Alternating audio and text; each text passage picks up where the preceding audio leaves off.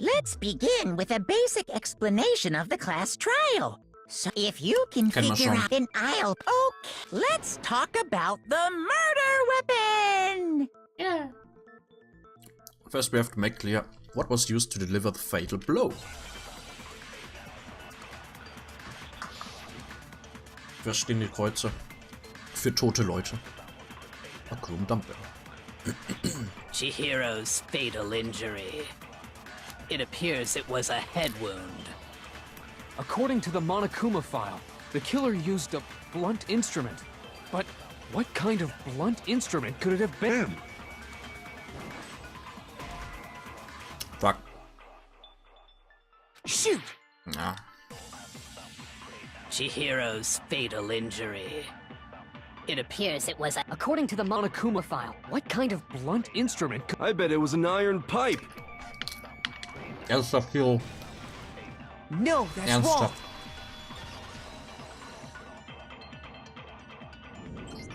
Ernsthaft. Can we agree that the object that dealt the fatal blow was the dumbbell, found at the scene of the crime? It was covered in blood, and there was nothing else at the scene that could have caused that kind of injury. And the wound on the victim's head is consistent with the shape of the dumbbell. As far as I'm concerned, there's no mistake and no room for doubt on this one.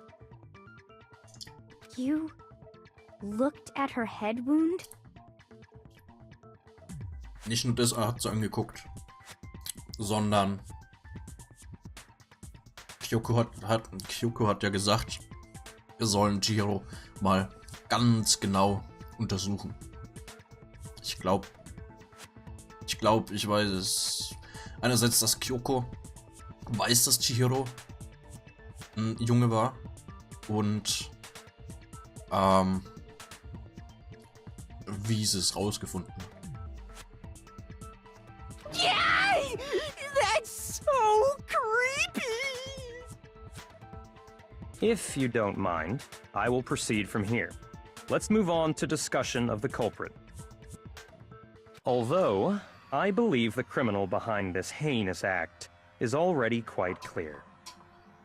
Meinst du Byakuya? What? For real? Chihiro's killer is the fiendish serial killer, Genocide Jack. Da da da! Genocide Jack, the fiendish serial killer. Did he really kill Chihiro? New element has been added. Non-stop debates. Okay. White Noise. Ach, das Zeug. Wie mache ich die weg?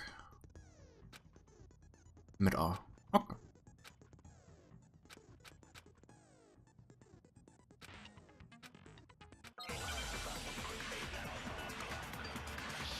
White Noise, das irgendwie, warum auch immer, pink ist. Genocide Jack, Case File. The culprit is Genocide Jack. I'm sure of it. Case closed, as far as I'm concerned. But that's impossible! Why? What makes it impossible? Well, I mean, come on! There's just no proof for it. No, that's wrong!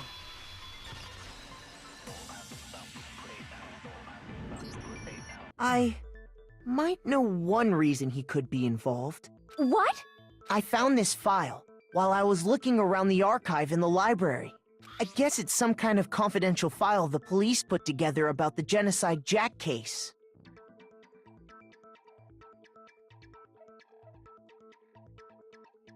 What? That's kinda weird as shit, isn't it? What was something like that doing in the library? The why of it is probably more trouble than it's worth. So let's forget about that for now. More importantly, it outlines all the specifics of every Genocide Jack case in exceeding detail. According to the file, there appear to be two defining characteristics in every Genocide Jack case. The first is that a bloody message is found written at the scene of every murder. Oh, that's right. Boob lust. Ernsthaft, Hifumi. No. It's actually bloodlust. But more important is the other characteristic, and it's something that has never been made public. Never made public? What the hell is it? Why don't you tell them, Makoto? The characteristics of every genocide check case, which the world at large doesn't know. If I'm not mistaken, positioning of the body. I got it! Apparently, in every genocide Jack case, the killer suspends the body in a certain way. Other than the killer, the only people who know about this are the higher-ups in the police department. However, Chihiro was most definitely suspended in the same way. So, how did the culprit know about this when only high-level police officials were aware of it? There's only one logical answer I can think of. It's because the culprit in this case is the real Genocide Jack. No fucking way! You're saying Genocide Jack is one of us? Yes, in fact, it's Toko. Oh. What? Genocide Jack's true identity is Toko Fukawa. Das ging schnell. What? Hey, okay, wait, hold on a sec. Toko has, like, bloodophobia or whatever, remember? What kind of serial killer is afraid of blood? Is Toko Genocide Jack? The answer is yes and no. Another riddle? Man, why has this gotta be so complicated? It's a riddle for sure, but I feel like I understand it. What it means for Genocide Jack to be Toko, but also to not be Toko. The answer is that she's not just one person, but multiple people, right? Hangman's Gambit, das dämlichste Spiel in der kompletten Reihe.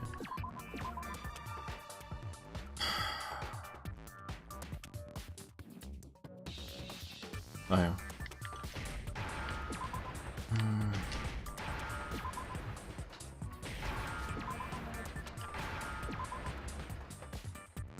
Now I understand! Is it because Genocide Jack has a split personality? Huh? I think I read that somewhere in the file too. They thought that the suspect might have, what did they call it? Dissociative identity disorder. Oh, okay. But still, to go and say that about Miss Fukawa is... Perfectly acceptable. Toko's strange behavior after seeing the body is proof enough that she has a split personality. One thing that shows Toko could have a split personality. Her behavior changed. I got it! You're talking about how she started acting totally different than usual, right? That's right. Think back. She fainted when she saw Chihiro's corpse, and then, when she woke up...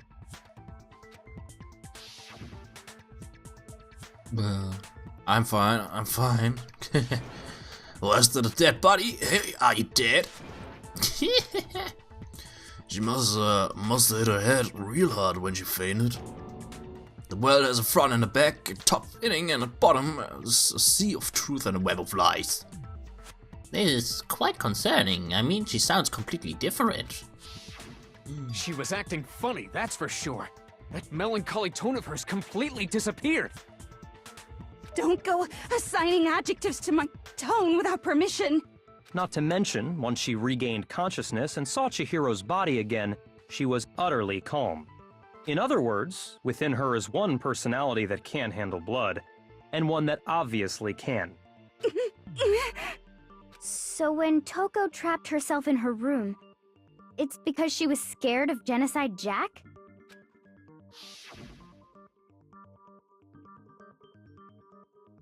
I won't let Genocide Jack have control. I'll drive out the killer, drive out the murderous fiend. The reason she locked herself in her room wasn't to keep other people from getting in. It was to keep her other personality from getting out. What? Toko was afraid. Afraid of the murderous fiend inside of her. Of killing even more people. How? Yeah. How can you know all this? I do believe you misunderstood her. What she's trying to say isn't, How can you know all this? No. What she wants to know is, how could you tell them? Huh? Last night, just before Monokuma gave his motive speech, Toko and I had a strange conversation. She told me a most interesting story. She said a murderous fiend lived within her, and she was afraid it could appear and attack at any time. And that trepidation is what's caused her to have such a bleak attitude. Isn't that right, Toko? So ein Sack. This is all a lie. Right, Toko? You said you wouldn't tell anyone. What? You promised! I can't believe you lied! You have only yourself to blame. You came to me with your tragic little story. I didn't ask you to. This is the real world, not some romantic fantasy fairy tale. Besides, you broke your promise first. You said that as long as you were here, no matter what, you wouldn't let Genocide Jack kill anyone. But in spite of that promise...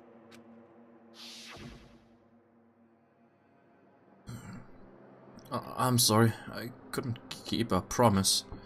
But don't worry, never again. I won't let Genocide Jack have control ever again. You said if I kept my promise, you would go out with me. That's the only reason I promised. How many times do I have to tell you? I never said that. But you weren't able to do it. You just couldn't resist that rush you got from killing, could you? I tried. I swear I tried to control it, But your efforts were useless. What a disappointment. I hate you. Well, the opening act is nearly finished.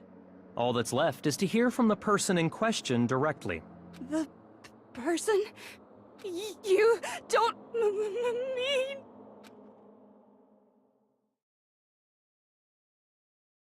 Toko's body suddenly lunged backwards. A huge thud echoed across the courtroom. But in the next second... Well, hello there! Is it me you were hoping to see? Yes! What the heck? So you figured it out, huh? Well, whatever. What are you gonna do? I'm the ultimate murderous fiend, Genocide Jack! Or better yet, let's go with Genocide Jill! What the fuck is this? Toko, what happened to you? No, Toko! That's a loser name, and what happened is a textbook split personality! So what if one of them happens to be a serial killer? You should turn a blind eye to one's faults. She's so... intense. Like they say, sound in murderous mind, sound in murderous body! This one is so different from the one we've come to know. Das ist offensichtlich doch richtig. Ha. Yes, well, the world is composed of a front and a back, you know. Just like how every inning has a top and a bottom, or how in the depths of every truth lives a little lie. Behind every dark and gloomy soul lives another that shines as bright as the sun!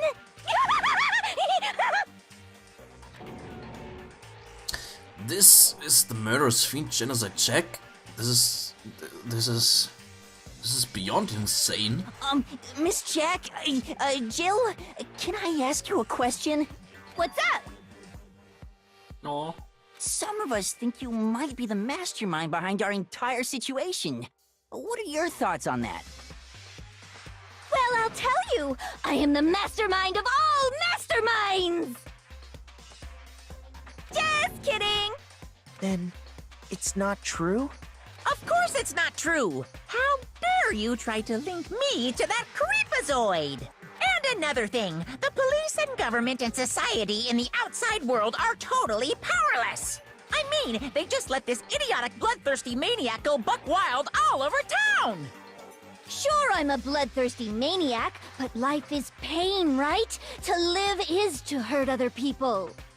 It's a necessary evil if you want to survive. The act of living itself causes pain for everyone. Just kidding again!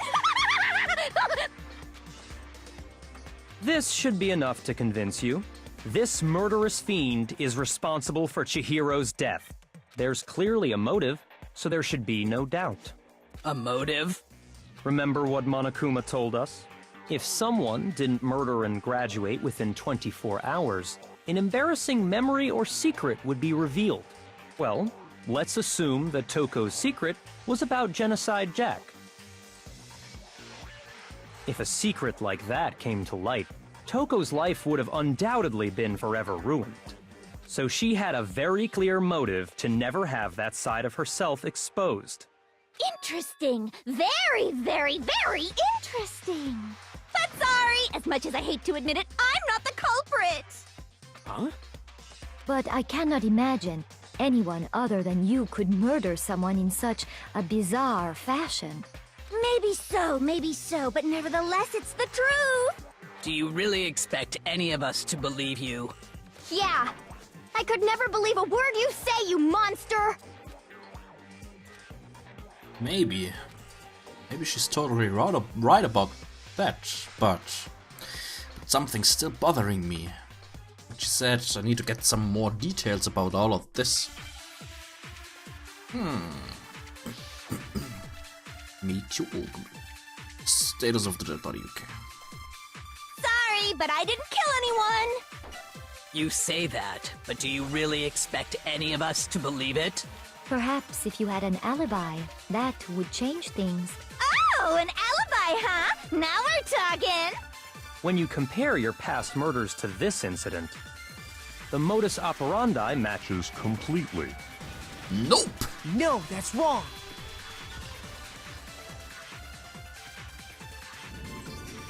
Are the methods of murder really exactly the same?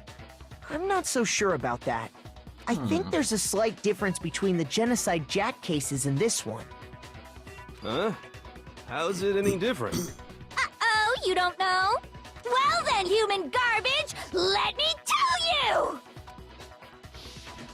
I murder with passion and conviction. I consider myself a professional, and I have a very particular way of doing things. Imagine you go to a fancy Italian restaurant. They're very picky about the noodles, the sauce, everything. But what happened to Chihiro? It'd be like if that same Italian restaurant started using ragu or Chef Boyardee. This is no creation of mine. Let me rephrase that, in a way that maybe makes more sense. There are two clear differences between the Genocide Jack cases and this one. One clear difference between the murders. In the photos from the other Genocide Jack cases, look at the neck and stomach. You see a clear difference. I got it! For one, the cause of death is different. In the Genocide Jack murders, all the victims were killed the same way. According to the case file, they were all apparently killed with a pair of scissors. But Chihiro died from a blow to the head, right? Ah, yes. That is remarkably different from the other murders. Wouldn't it be strange for someone who kills the same way without fail to suddenly change their method? And there's more. One more conflicting detail. That's right! In my recipe of murder, if the bloody message is the tortellini, then the arrangement of the body would be the pesto sauce! Could you please stop comparing killing people to cooking? So, are you saying the other difference has to do with how the body was arranged? That's right, the second difference is related to how she was suspended. Were stabbed through the hands. Here's a clear difference. I got it! Do you remember what the killer used to suspend her? They'd use some kind of rope to hang her up by her wrists. What is your point? Well, in all the previous Genocide Jack cases, something else was used to suspend them. Specifically, pairs of razor-sharp scissors. And guess what? I used my own specially designed scissors for the murders and the arrangement. Like I said, I'm a professional, so naturally I'm very picky about the tools I use. And you know what else? Big Mac said there's 2 differences, but he's wrong. Big Mac? Are you referring to me? Listen up, Big Mac. There's actually one more difference. Huh? My word, you really didn't notice? Take a look at who the victims were in each Genocide Jack case. There's a pattern there, just waiting to be discovered. A pattern? Figure that out, and it'll be plain as death why I couldn't have possibly killed that little lolly girl. Let's see. There was a pattern surrounding Genocide Jack victims and Chihiro didn't fit in. If you look at the names of every victim, what you'll notice is... Because Chihiro was a lover. I got it! Is it because Chihiro was a girl? Bingo! Bullseye! Right on the money! What are you talking about? In all the Genocide Jack cases, all the victims had something in common. Ken Harada, Tatsuhiro Honda, Shojigaku, Kanoizei, Takeshi Yoshida, Komatsuya und so weiter. They were all guys? Yeah. That's right! The people I kill with such passion and conviction are all adorable little men! I can't believe I said it! I'm so embarrassed! The hell is wrong with you? I can't help it! I'm just a full-throttle boy-on-boy fangirl, and the mopey side of me just hates it. But now I'm on the fast track to becoming a full-fledged fan madam! So since Chihiro was a girl and not an adorable little man, you wouldn't kill her? Would an Italian chef suddenly start making ramen just because they're both noodles? Don't be stupid. I have too much passion and conviction to cross that line. That's the absolute reality of the one and only. We get it. You've clearly explained your hobby and your philosophy. But that's not all there is to it. It's a different matter entirely, when you're forced to kill in order to survive. Quiet, lowly cur! Lowly? Cur? I would never kill for a reason as petty as mere survival. And if by some fluke I did kill to survive, why would I bother with the message and arrangement? It'd make me the obvious suspect! That does make some amount of sense. Ihre Krawatte ist cool. Plus, whatever reason I have for killing, I would never leave out my prized scissors. Who would go out of their way to use a big, stupid, heavy dumbbell? Maybe you used the dumbbell because you couldn't find any scissors in the school? Any scissors? I don't just use any scissors. I only use my own set of high-class envy of the entire world scissors! Okay, whatever. There still aren't any in the school. Are you sure about that? Da-da-da-da! She's fully equipped! That's right! So I can kill anywhere, anytime! Why would I resort to dumbbells or rope when I have my trusty scissors by my side? Go ahead, tell me I'm wrong! You can't, can you, gutter dogs, all of you! Not to mention, I have no clue how to tie a good knot. So rope's totally out of the question anyway! I have no idea what's going on anymore! Could such a heinous villain really be innocent? But the body really was suspended, right? And nobody but the police knew about that. Yeah. That's why we figured it had to be the real deal and not some copycat killer or whatever. Actually, hold on. There is one person who could have copied the Genocide Jack cases.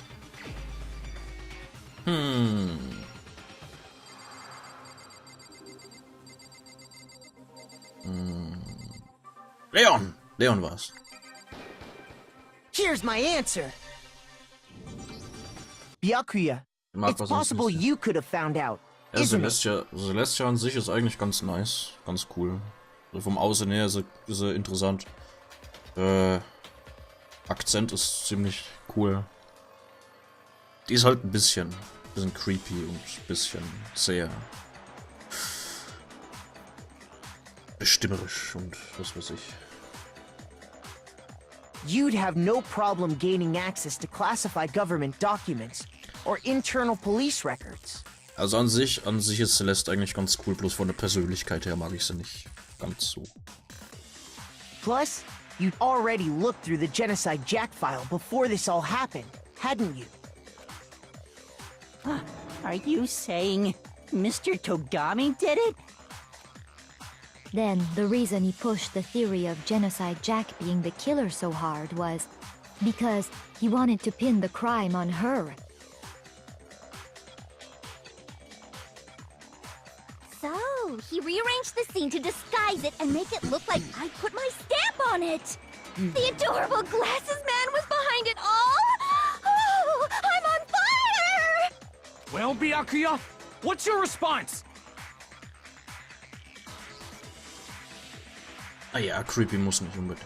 Ich meine, ja, ein bisschen creepy ist auf jeden Fall. I see. So now the suspicion falls on me. Ich meine, guck sie dir an. Voll der Psychoblick. Then I must ask, when would you say I began acting suspicious? Surely you must have an answer. Looking back and thinking about it now, the way you were acting right before we discovered the body was a little strange. And the locker rooms. They're suspicious. Very suspicious indeed. Wouldn't you agree? How suspicious? It seems nobody searched the locker rooms. Let's start with the girls' locker room. You wanted to go to the girls' locker room right away, right? But since you're a guy... I should have naturally thought of the boys' locker room first. Is that what you want to say? The victim was Chihiro, a girl. Hence why I said we should check the girls' locker room. Nothing strange about that, I'd say. On the contrary, there's something very strange. Okay then. What's so strange about it? Go ahead. Share with the rest of the class. Was a clear contradiction in what Byakuya just said. Need to make it clear to everyone. Non-stop debates. Was gibt? Truth Flashback. Big Point. Ach, ich kann sagen, kopieren.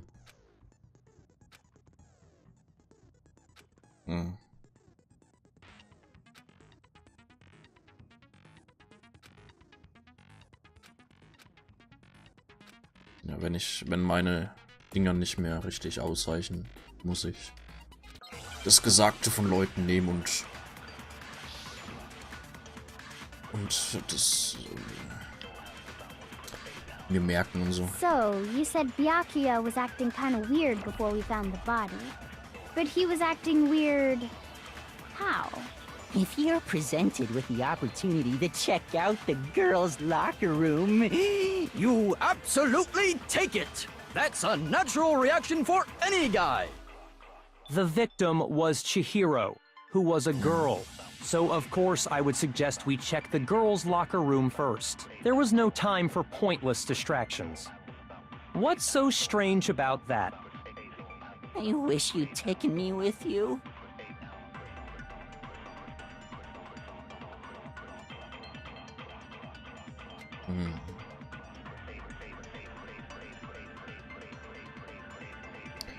Doesn't make sense. How he could have known before we'd even found it.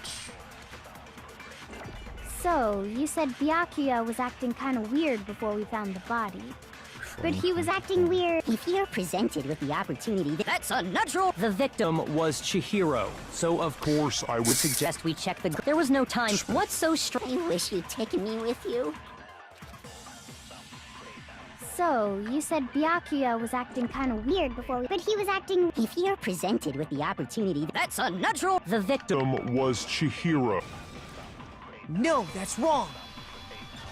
Gab's auch nur hier. I'll tell you what's so strange about that.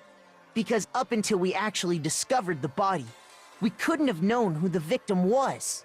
So your claim that you went to the girls' locker room first because Chihiro was the victim doesn't hold up. Echt? Okay, da kann ich mich nicht mehr dran erinnern. Dass die vorher nicht wirklich wussten, dass Chihiro jetzt das Opfer ist. I see. That's a good answer, I must admit. Interesting. Very interesting indeed. But your reasoning is still too weak. Huh? What's wrong? Is that it? Surely you've got more than that. Go ahead. Show us. What's with Byakuya's attitude? It's like he doesn't even care. We've got him cornered, but he's acting like it has nothing to do with him. What's the matter? You're not finished already, are you? There must be more to it. There is. I think. There is more to it. Think about it.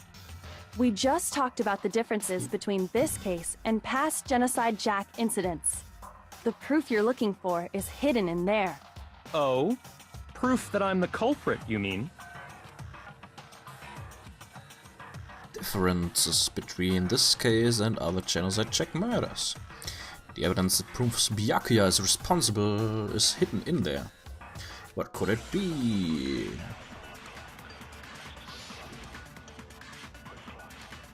Library desk lamp. What? The difference between the cases? You want me to explain it again? When I want to kill, I use my very own special scissors. And I use those same scissors to arrange the body. But Chihiro was suspended with... It was some kind of rope, was it not? That's right! It absolutely was! Then there must be something very fishy indeed about that rope. Hey, Byakuya, where'd you get it from, huh? I'd never seen that rope before in my life. Obviously, somebody else must have had it hidden away somewhere. Ich glaube, das rosa Ding hat mich blockiert. What? The difference between the... You want me to explain it? When I want to kill, I use my very own... And I use those same scissors to... But, Chihiro, it was some kind of... That's right! It absolutely... Then there must be something... Hey, Byakuya, I'd never seen that rope before in my life. No, that's wrong.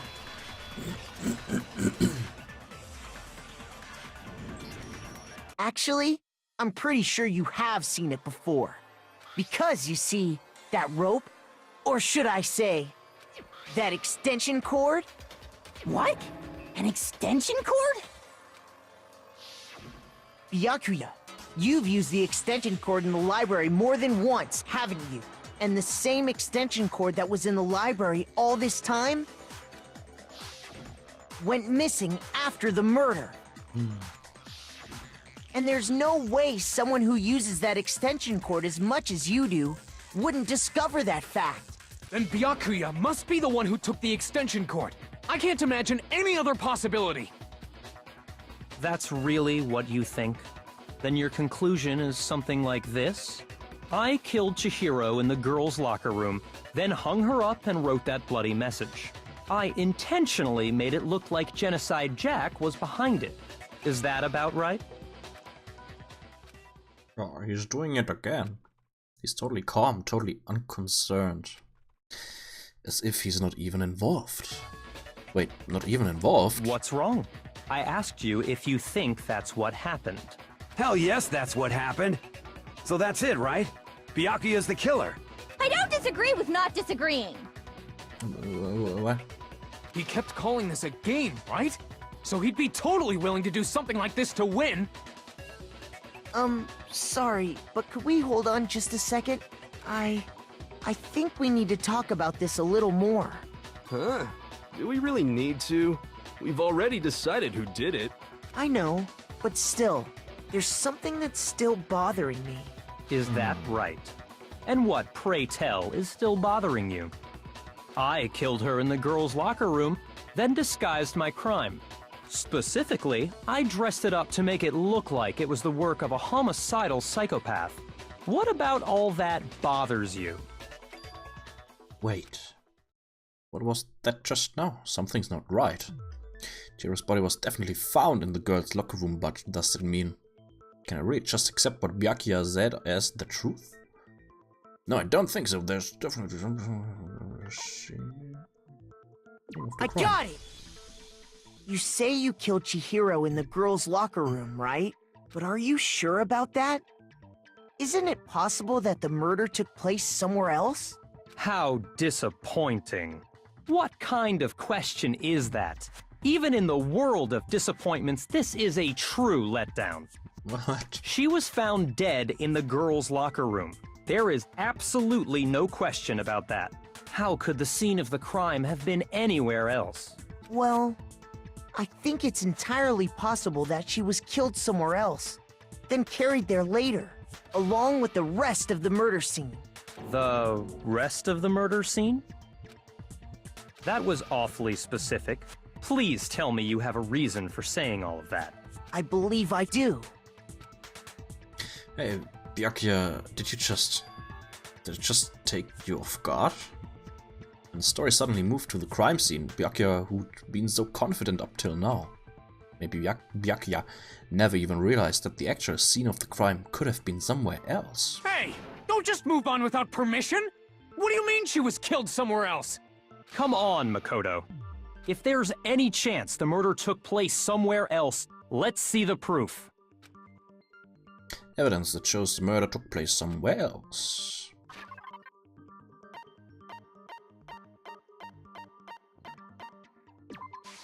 I got it!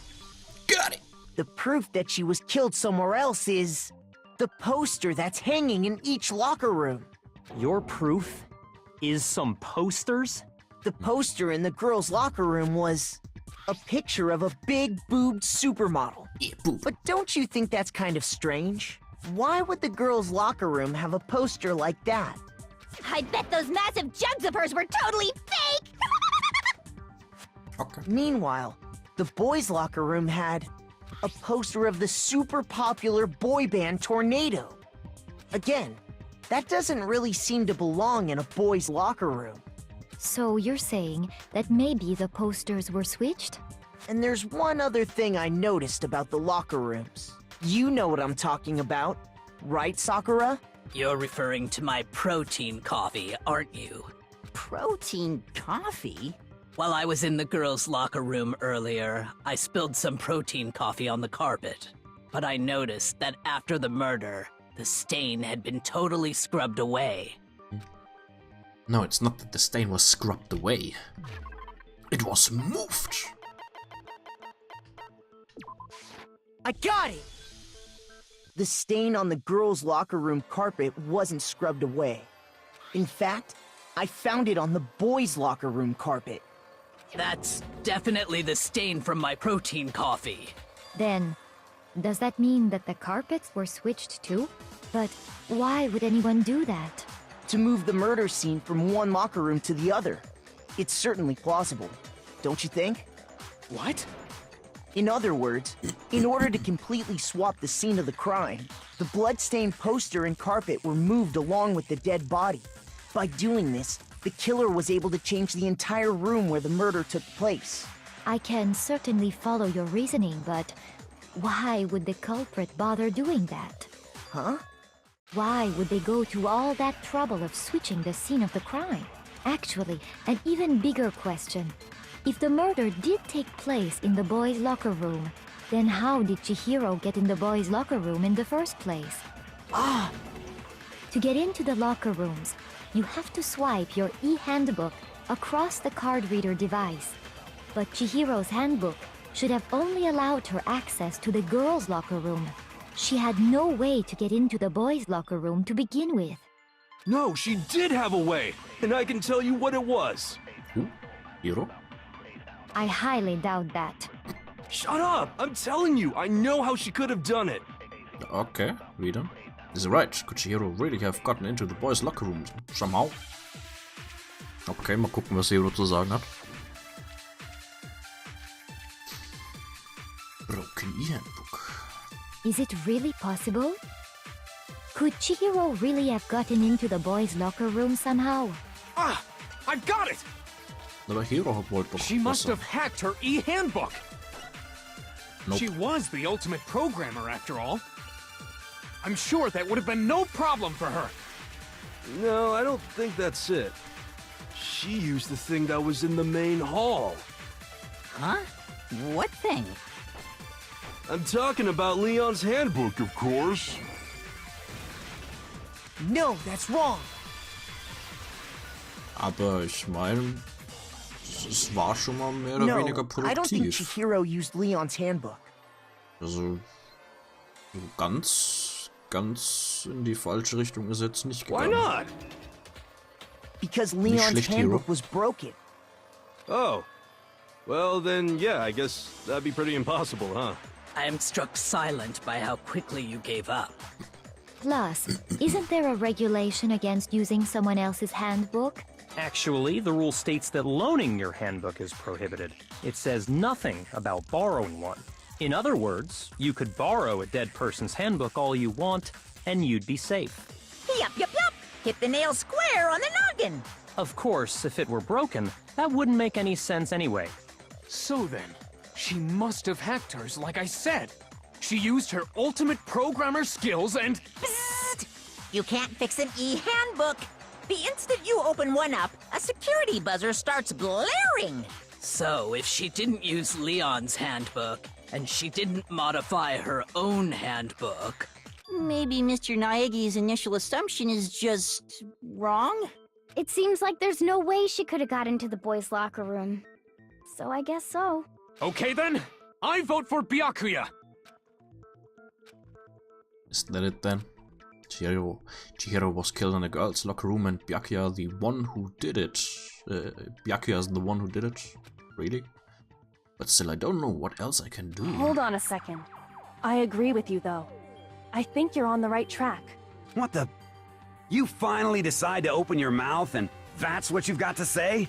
There's no way she could get in the boys' locker room, right? So... Why are you so sure she couldn't get in? There's still one other way she could have gained access. What? What are you talking about? What other way is there? Well, to explain that, why don't we take a little break from the trial? I'd like you all to come see something. Wait. Just what do you think you're doing? Don't worry. This'll make the whole trial more exciting. I'm sure that thought must please you. Huh? It'll make things more exciting? Well, all right then. I declare an official class trial recess. Huh? For real?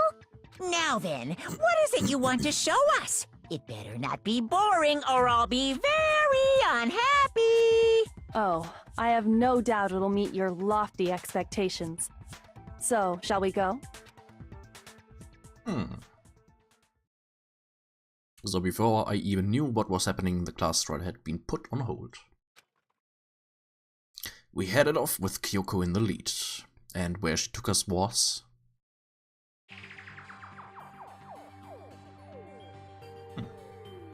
The girls' locker room? We've already searched this place top to bottom!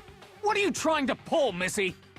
I'd like you to examine the victim's body one more time. Want to check it again? Be sure to examine the entire body very carefully. Ernsthaft. Take your time. Ernsthaft.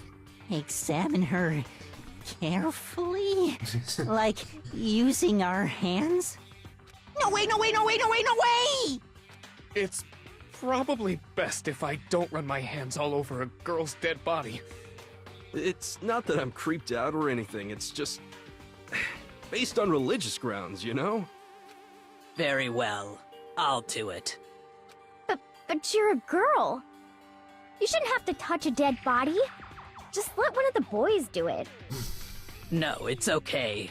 I think Chihiro would rather have a girl examine her. So just leave this to me. Sakura. What is this? Some kind of secret girl-on-girl action? Is that what you two are about? That's not it at all. Stop screwing around. Okay, here I go. I'm sorry, Chihiro. Please excuse the intrusion. Putting her hands together in a brief prayer, Sakura then began to quietly examine her body. Be sure to check her entire body, and I believe we will solve this particular mystery. Her entire body? Entire? I know you say that, but... What? This is... What is this... What is it? Not possible. It's not possible. Sakura's eyes were staring wildly at Chihiro's lifeless form. A massive frame trembled. This girl is what? Is a boy. Ah, I see. So she was actually a he. Interesting. Thank you for confirming this fact. What? You're joking, right? I wouldn't joke about this. Then it's really true? Chihiro was a guy? Oh, what? You guys didn't know? Heck, I knew that right off the bat.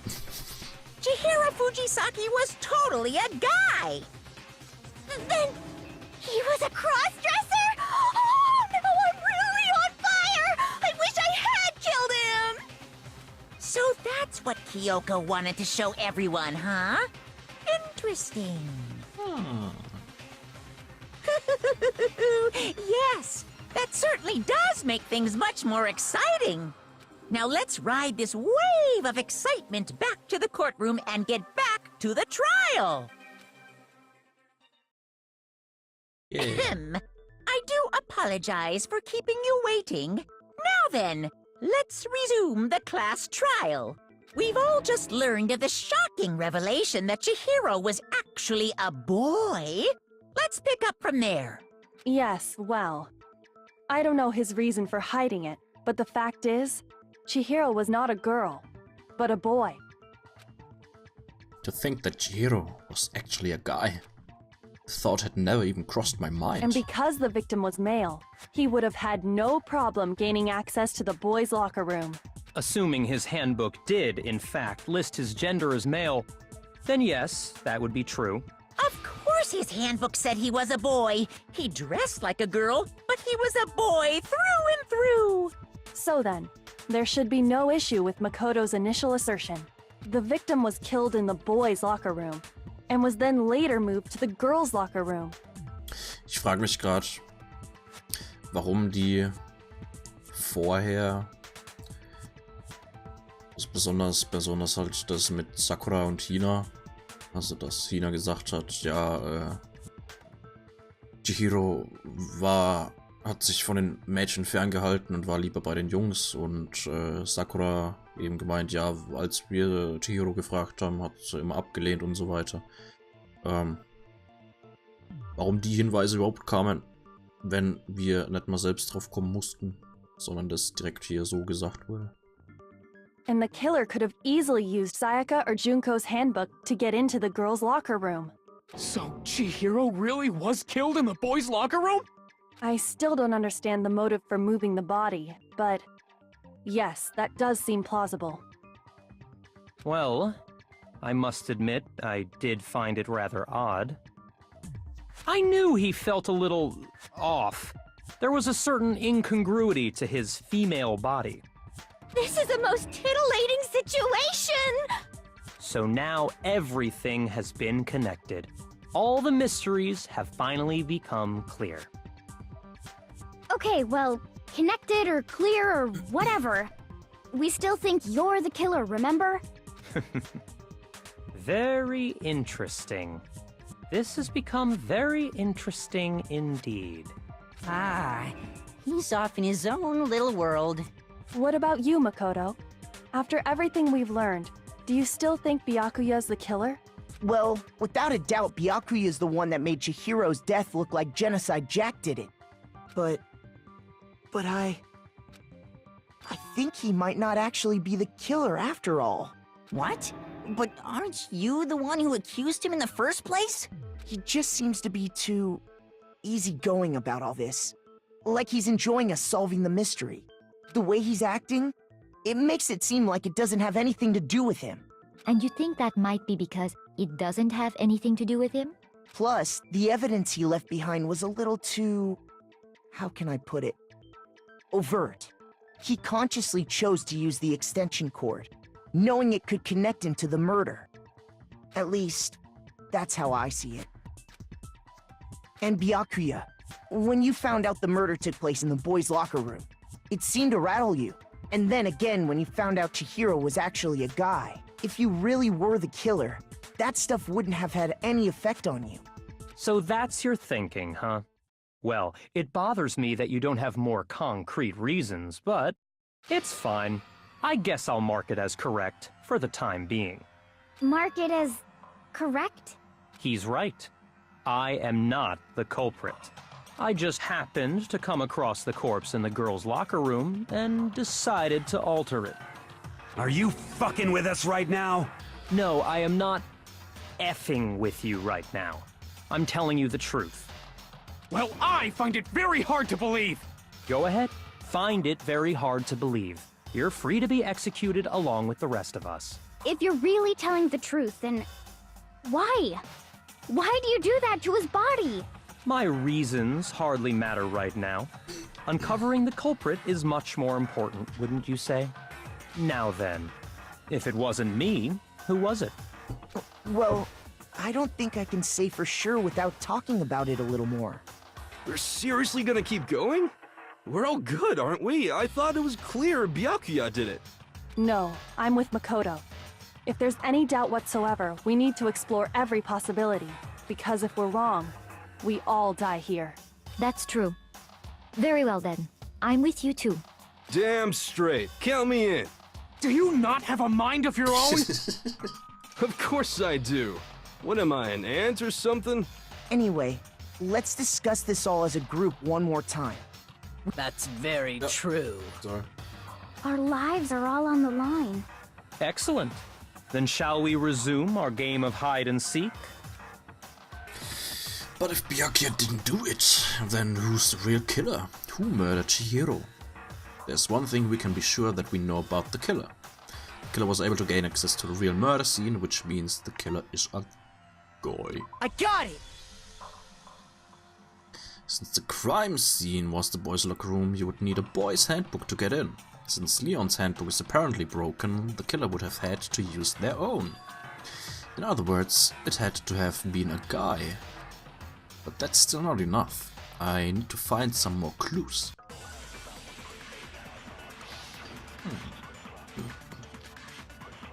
Celeste's account. Isn't there a single clue that might lead us to who did it? Celeste's account? Nein. Shoot! Isn't there a single clue that might lead us to who...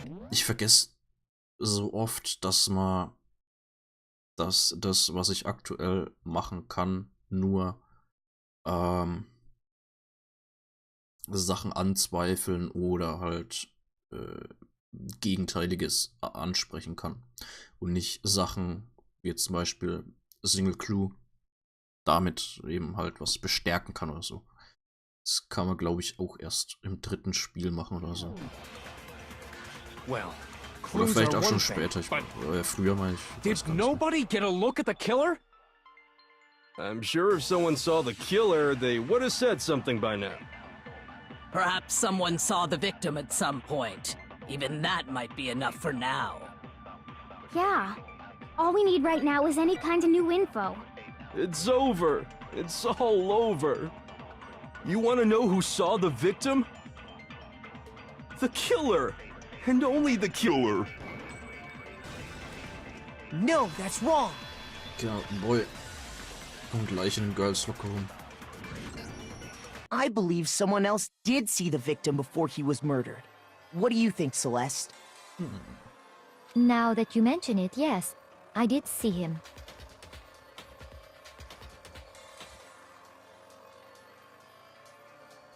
Huh? Really? Oh, but I suppose only Makoto knows about this. Makoto? The rest of you had no idea, did you? That is why you're all making such ugly noises. Whatever! Just hurry up and tell us! It was last night, right before nighttime. I saw Chihiro in the dormitory warehouse. I saw him stuffing a track jacket into a duffel bag, and then, I assume, he headed off to exercise. A track jacket and a duffel bag? But we didn't find anything like that at the murder scene. It seems likely that the culprit destroyed them to get rid of any evidence. And that is when he said something that struck me as rather odd. Well, I'd better get going. I'm kind of in a hurry. Chihiro told me he was in a hurry. But why would he be in a hurry?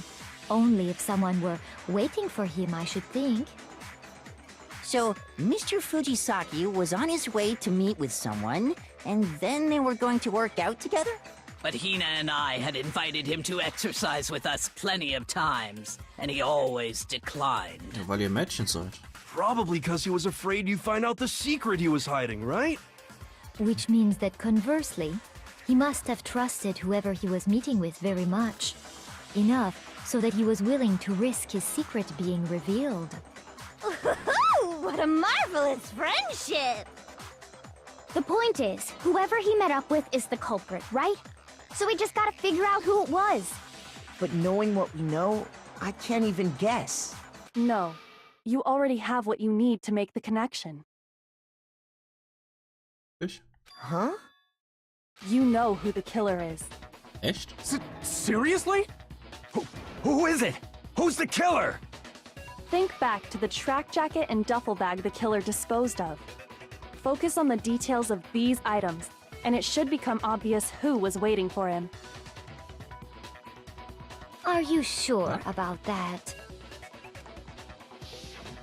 You really think we can figure out who did it based on 2 pieces of evidence that we don't have?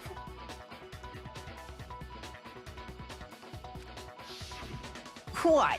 You want to track down some fingerprints or something? Even if we had the equipment for that, we wouldn't know how to use it. As was noted, the evidence is already gone. There's nothing to get fingerprints from. Maybe, but we can make certain inferences if we just take the time to talk it out. Easy for you to say, but fine. Celeste, did you notice anything special about the bag or jacket? The bag was just a normal duffel bag from the warehouse. All the bags in there are the same, so I can't imagine what would make that one special. Well, if I remember right, there was a decent variety of tracksuits to choose from. Tracksuit? Do you think there might be some connection between the culprit and Chihiro's jacket? Perhaps. Let's explore that and talk a bit more about the jacket he took. Does Chihiro's track jacket really hold some clue about the killer? Somehow it's really hard to believe.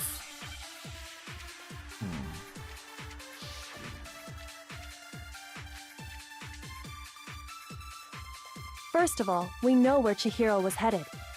He was on his way to go exercise. So next we have to ask, why did he choose the specific tracksuit that he did? What do you mean, the specific tracksuit? I got it! He picked that tracksuit because it matched the one the culprit was wearing. So, what you're saying is, the killer was wearing the same blue tracksuit as him? My tracksuit is black. I wollte eigentlich das don't even andere. have a tracksuit. Cause exercising sucks. I have a white tracksuit personally. I got it from the warehouse, if you must know. Okay, Did any of that really help us get any closer to figuring out who the culprit is? No way. Not a chance. You heard him, right? What he just said without even realizing it?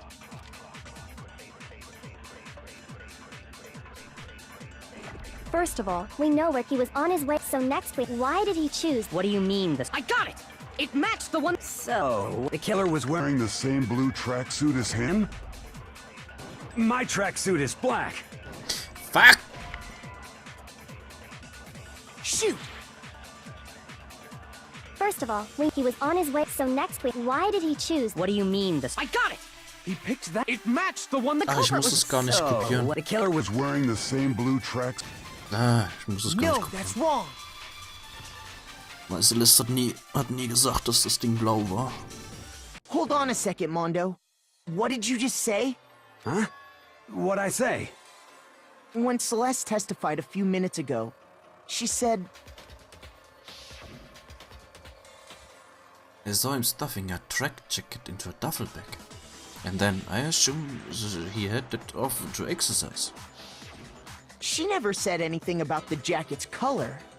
So why did you say Chihiro's blue tracksuit? What are you just... Hey, Celeste, what color was Chihiro's tracksuit? As a matter of fact, it was blue. And before we began the trial, did you tell anyone that? The only one I told about any of this was you.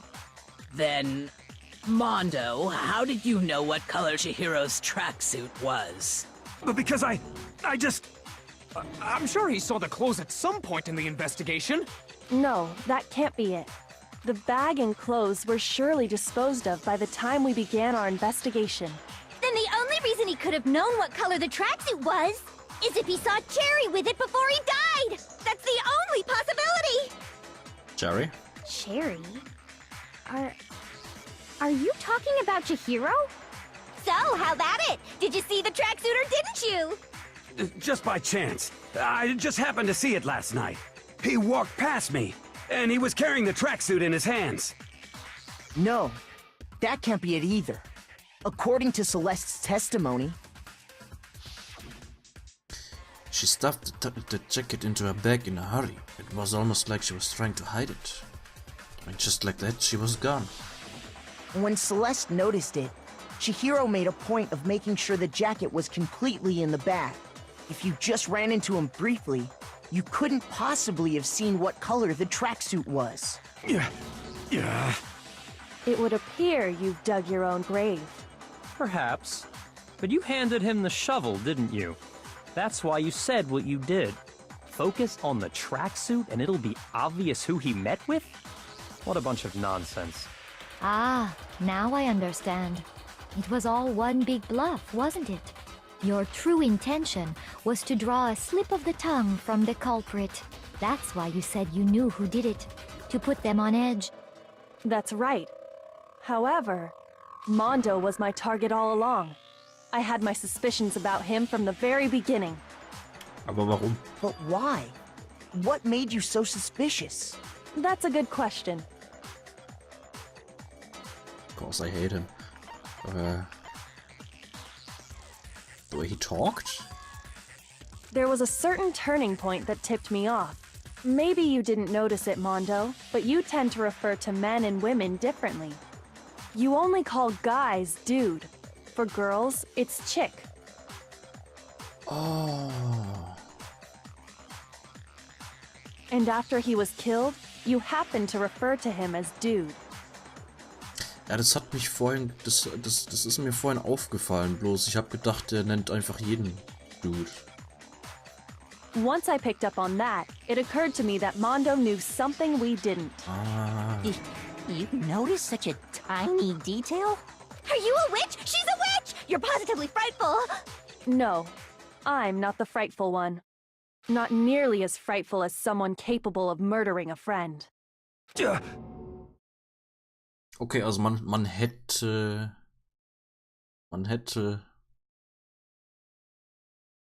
mit den Hinweisen draufkommen können. Okay, deswegen haben sie dann davor auch gemeint, ja, hier, also halt die Hinweise drauf gegeben, dass Chihiro männlich ist. Okay, man hätte so drauf kommen können, bloß das ist halt was gewesen, das ist schwierig zu sehen. Mondo, was it really you? Ich hatte mich die ganze Zeit gefragt, wie genau kann man selbst drauf kommen, dass Mondo der Täter ist. Did you really kill Chihiro?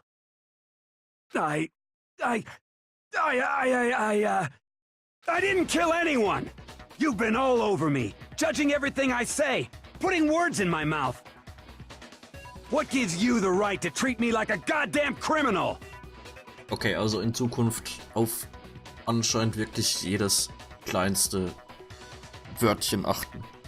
Yeah! Das You könnte would zum never do Täter something führen. like that! This is a false accusation! It's true. My reasoning on that is pretty shaky. That was fast. Well, this does present us with a problem.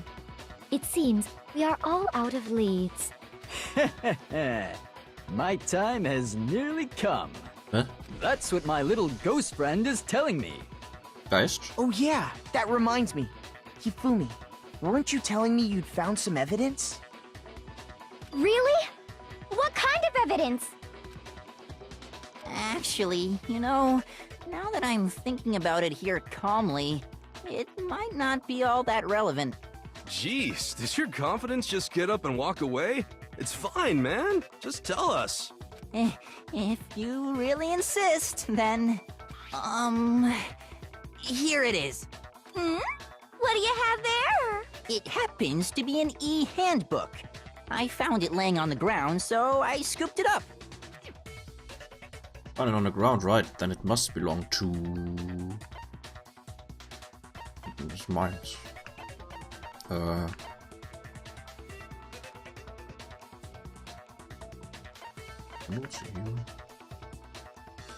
I got it! We know Chihiro's handbook was missing from the scene of the crime, right? For a fact. For a fact indeed. I was totally sure I'd found it. Then it must hold some clue about the culprit, right? Well, that's what I was hoping. But it's busted. It won't even turn on.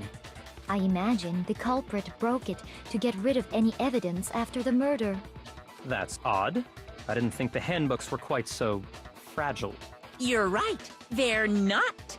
They're totally waterproof and shock resistant. It would take an awful lot to break one. And yet, this one does appear to be broken, as is Leon's, sitting useless in the main hall. For all your confidence, that is a remarkably high failure rate. Do you think there might be some kind of mystery in there somewhere? How, precisely, did the handbooks get broken? How did the handbook break? By hitting its weak point. I got it! You already told us before that the handbook has one weak point, didn't you? Yeah! You remember that? Sure, maybe I let that slip, but I never told anyone what the weak point actually was. But if the handbook is supposed to never break, and two of them broke in quick succession, Then we can only assume that someone's figured out its weakness. You know what the weakness is, right, Monokuma? So, what is it? Huh? You're asking me? I think it's a necessary piece of information if you want this to be a fair trial. But if I tell you, and someone else decides to copy it, that would be very not good. Just tell us already! Why would we want to break our own handbooks? Oh well, I have a weakness for pushy demands. But you're sure you won't follow their example? Then allow me to make a special announcement. The weak point of my cutting-edge e-handbook is... when it's exposed to high temperatures for too long, it will suffer a meltdown and totally break! I flippin' knew it! You knew it? Yeah, 'cause I found the handbook laying on the floor of the sauna. The temperature in the sauna can reach over 200 degrees. Strange how you don't get burnt, huh? It's because as your sweat evaporates, it creates a cooling layer of air around your skin. If the hot air of the sauna were somehow pushed directly onto your skin, you'd definitely get fried. That layer of air would get blown away. That's why you may feel a burning when you move around. So when you're in a sauna, make sure to keep nice and still. Wow, interesting. I learned one new fact today. That is a mere trifling speck of knowledge. Anyway, if you found the victim's handbook in the sauna, Then the killer must have been purposely trying to raise its temperature in order to break it. Meaning the culprit somehow knew its weakness. But how'd they find out? Monokuma said he didn't tell anyone, right?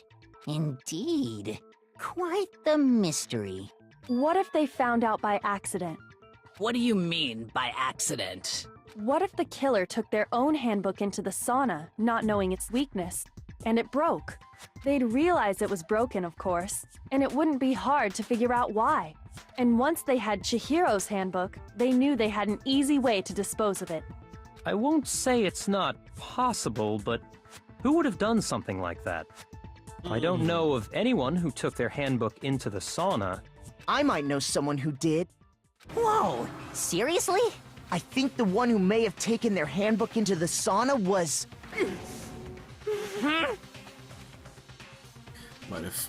Who might have brought the handbook into the sauna.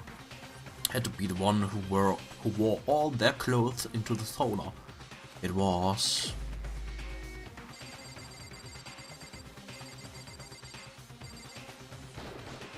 Here's my answer! Mondo, your handbook got broken in the sauna, didn't it? What? Why? Why do you keep accusing him?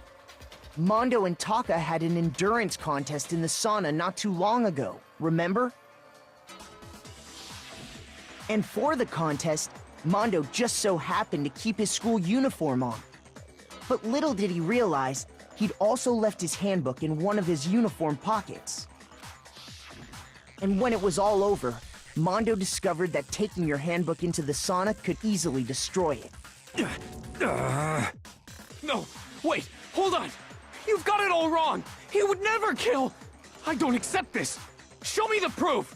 The actual solid proof! I mean, I don't want to believe it either, but I found something that proves it beyond a shadow of a doubt. Echt?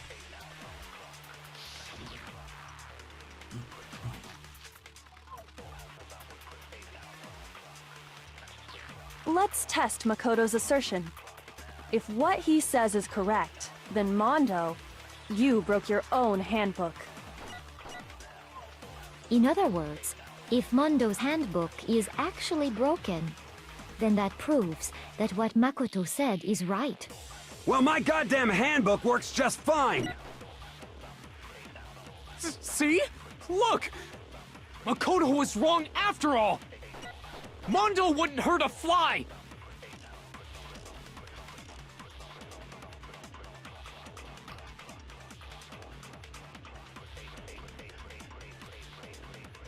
Let's test Makoto's if what he said you broke your own handbook. In other words, if then that proves... Well, my goddamn handbook works just fine! Shoot! Let's test if what he said you broke your own. In other words, if then that proves... Well, my goddamn handbook works just fine! See? Makoto was wrong after all! Shoot! Let's test Makoto's assertion. If what he says you broke your own handbook. In other words, if then that proves... Well, my goddamn handbook works just fine! No, that's wrong!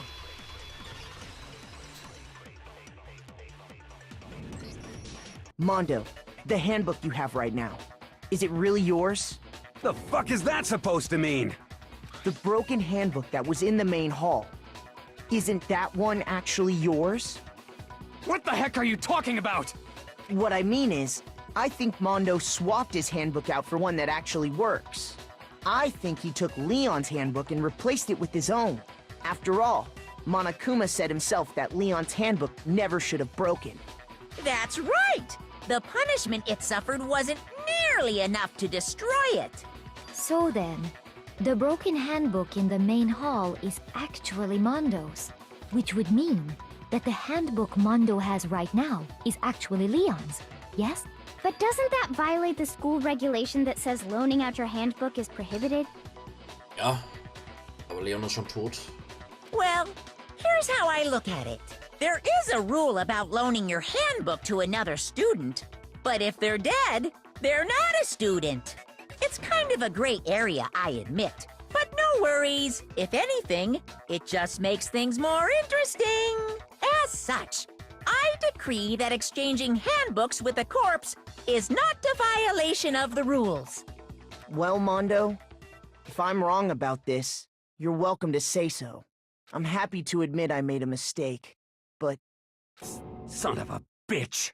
What's wrong, bro? Come on! Tell him he's wrong! You are wrong! You have to be wrong!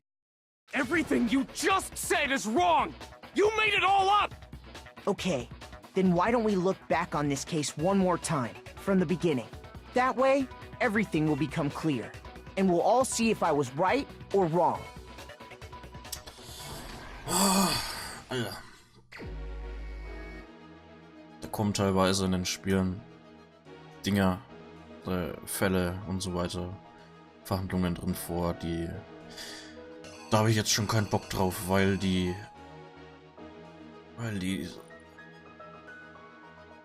sind traurig.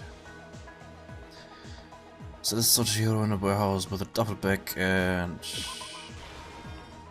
blau.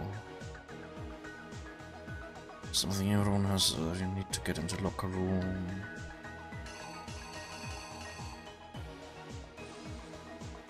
Which locker room?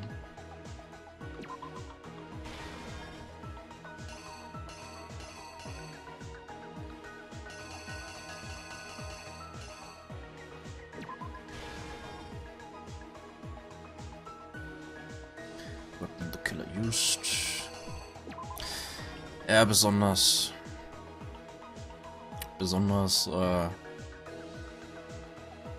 der dritte vom dritten Spiel, der ist heftig. Der ist kacktraurig.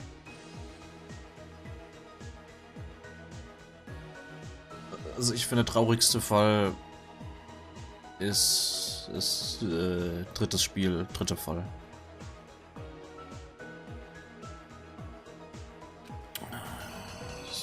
Blocked.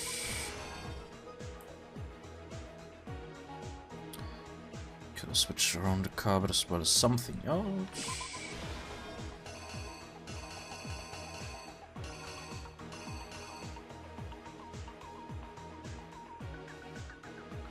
Locker room to the killer.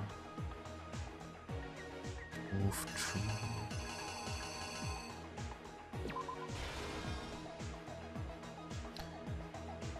Got something on the other. Switch to the scene.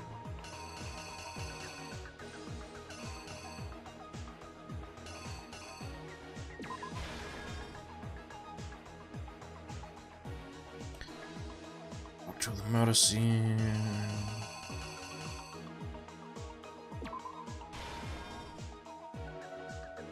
Ja.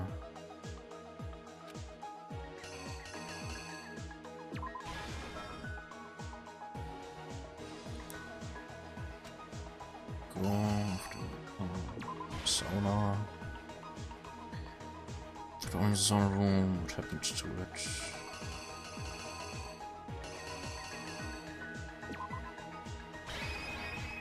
Here's exactly what happened.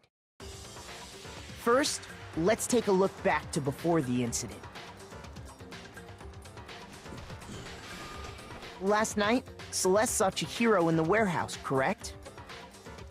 At the time, she was apparently stuffing something into a duffel bag. That something was a blue tracksuit. You can confirm this, right, Celeste?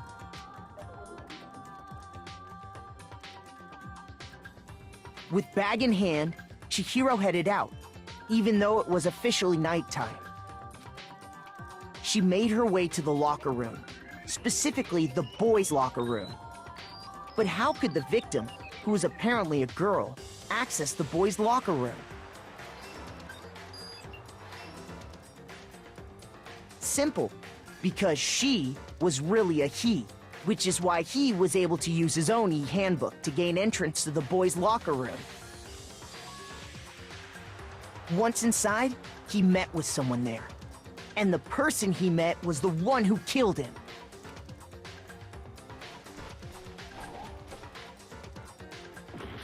What? What? Weapon you killer. Oh, komm, ernsthaft. The killer is you! Once inside, he met with someone there. And the person he met was the one who killed him.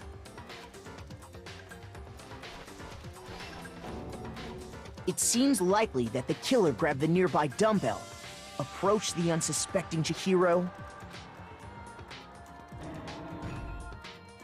and attacked him. And that's where the bloodstains on the poster and carpeting in the boys' locker room came from.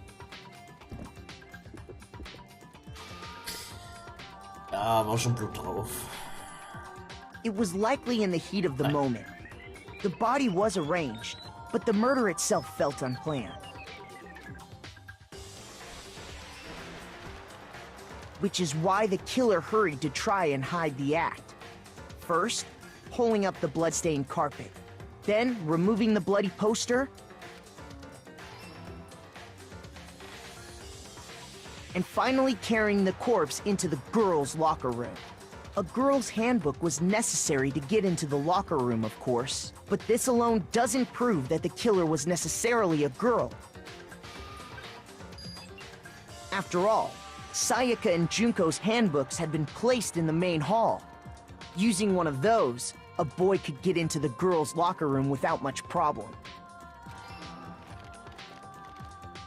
And that's exactly how the killer did it. With the carpet and the poster they brought with them, they got to work.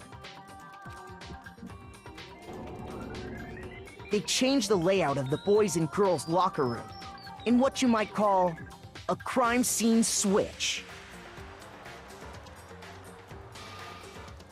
That could have been the end of things, but no. Byakuya discovered the body and decided to intervene in the situation, making things even more complicated. So, after stumbling on the crime scene, he went and grabbed the extension cord from the library, and then he got to work. He used the cord to string up Chihiro's lifeless body.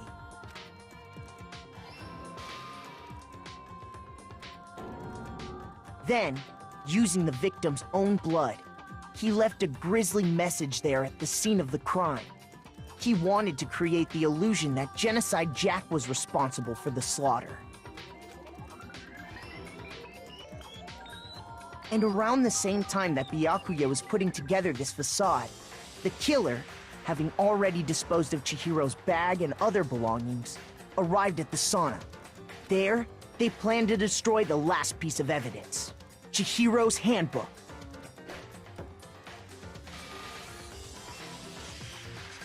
And just as the killer expected, the steamy sauna was enough to ruin the electronic gadget.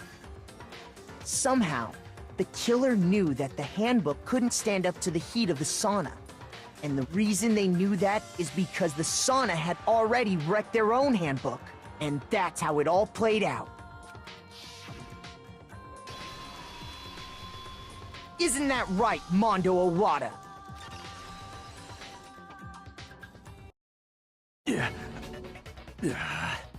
Wait! No! This can't be right! Where's your evidence? Yeah! Where's your evidence? You need evidence! You need proof! Without any proof, you can't pin any of this on him! Evidence that Mondo is the killer that already revealed itself early in the trial. If we can somehow show where Mondo's handbook is right now. Once I do that, everything will become clear. Bullet time battles, noise element. Fever time, nigger time, okay. Fever time, activate tempo will be forced to its max. If you push buttons at random, you won't miss.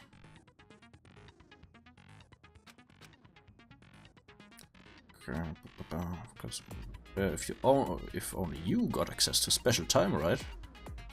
Something called Nega Time. Wie negativ, nur mit Time. Tempo marker will disappear, making it quite a bit tougher. If you have time at this point, no, never mind. Okay.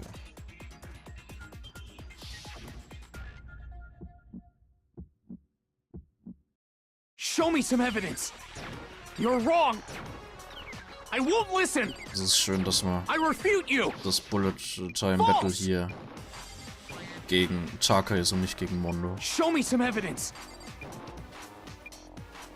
I won't listen. False. I refuse to vote. Show me some evidence. You're wrong. I won't listen. I refute you. False. Show me some evidence. I won't listen. False. Show me some evidence. This should prove it.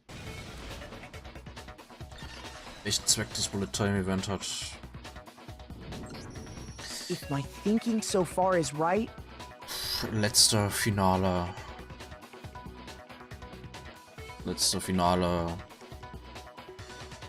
Versuch,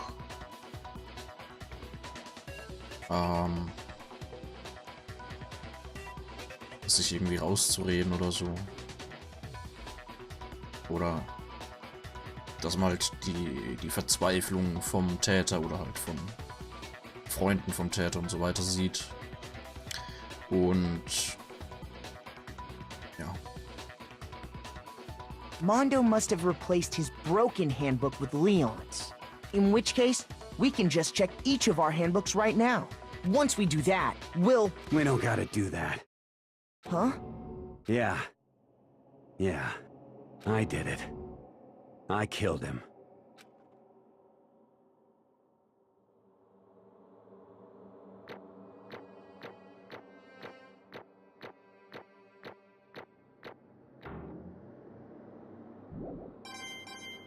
Nice. Bro? Bro! What are you saying? I got no choice, man. After hearing all that, I gotta just... give up. Go ahead, Monokuma. Get it over with. Ask for the goddamn verdict. Roger that. Wait! Hold on! No waiting, no holding on. Time for the moment we've all been waiting for. Grab your lever and give it a yank! Who will you elect as the Blackened this time around? Will you make the right choice or the dreadfully wrong one? What's it gonna be? What's it gonna be?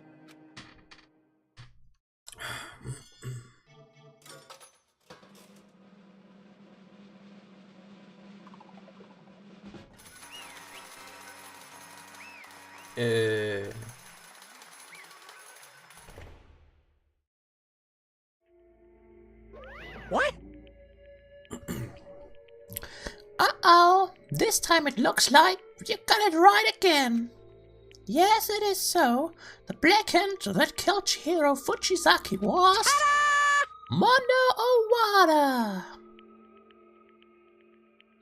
Unbelievable. In case you're wondering, the vote was not unanimous. Kiyotaka chose the wrong answer. You're treading very close to the danger zone, Mr. Ishimaru. You need to be more careful. I refuse to believe it. There's no way he would kill someone. Sorry. What is this? Why are you apologizing? Why? Why?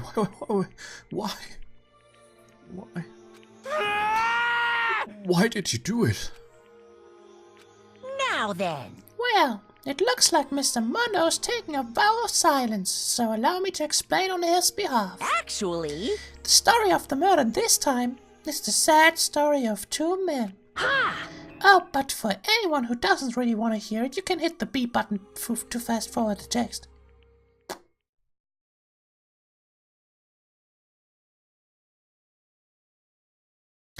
Anyway, there was once a young boy, and his name was Chihiro Fujisaki. He had an extreme inferiority complex regarding his own lack of strength. "You're so weak even though you're a boy." He'd heard things like that as long as he could remember, and he couldn't overcome his weakness. On the contrary, he tried to hide and buried himself further and further into that weakness, to take on the fragile form of a petite young girl. He had chosen that as his way out. Now, nobody will be able to say anything about even though you're a boy. But no matter how tightly he wrapped himself up in that shell, the inferiority complex had already taken root deep inside of him and was not so easily weeded out. As it turned out, the shell was completely empty. The complex didn't disappear. Instead, it only grew stronger and stronger. Weak. Weak, weak, weak, weak, weak, weak, weak, weak. Once the killing game had begun here at the school, he had no choice but to accept this fact. After all, this world is survival of the fittest. If you're not strong, you don't survive.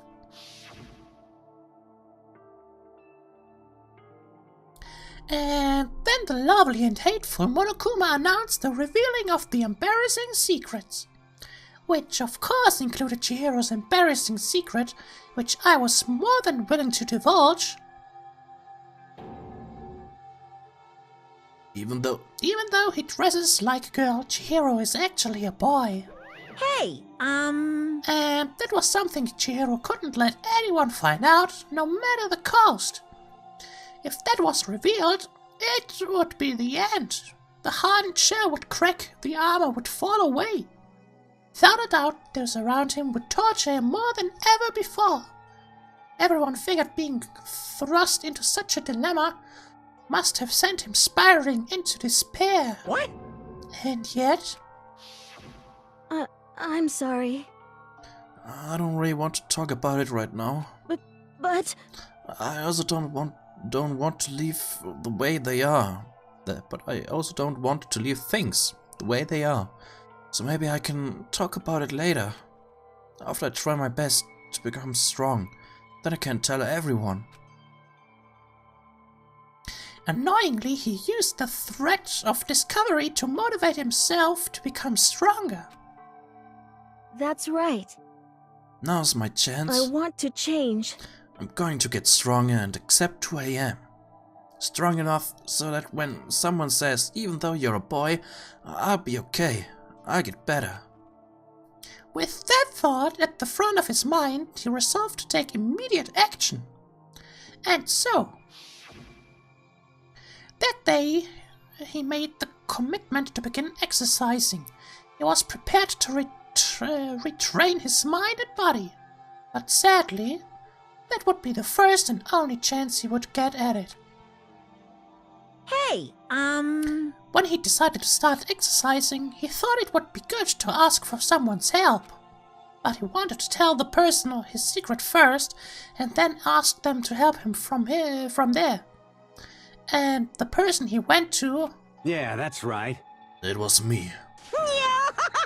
Yep, it sure was. The biker gang fella had been painfully clear about how important his manly promises were. So Chihiro probably figured that even if he confided in Mondo, his honor would make him keep the secret. Uh-huh.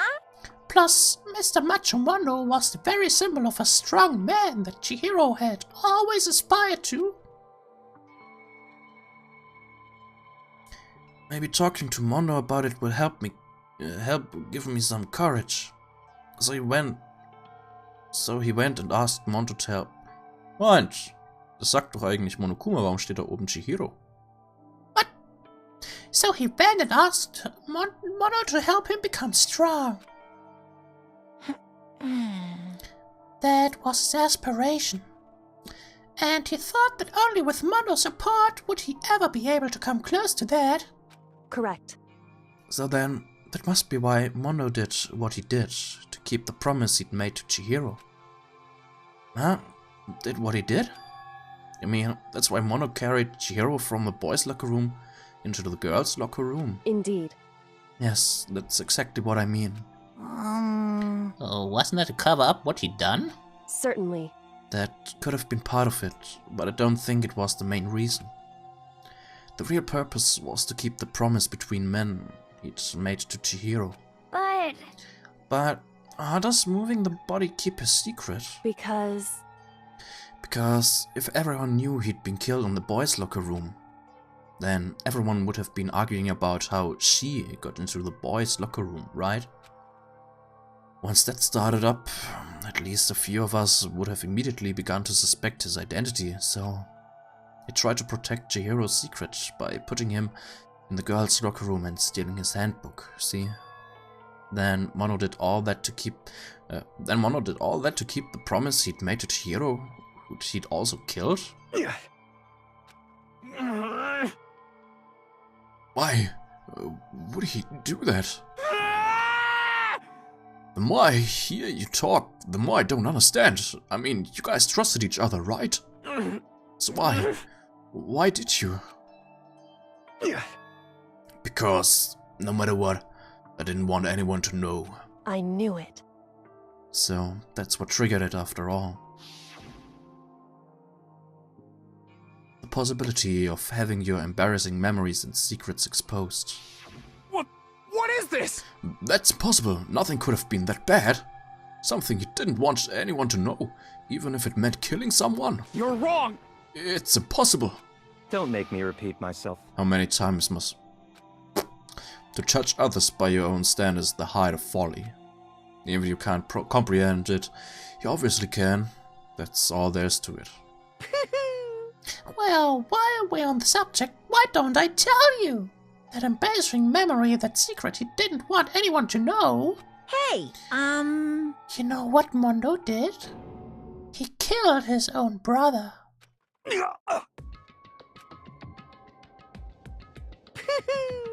Mondo, the ultimate biker gang leader, makes all the hoodlums and riff-raff across the country tremble.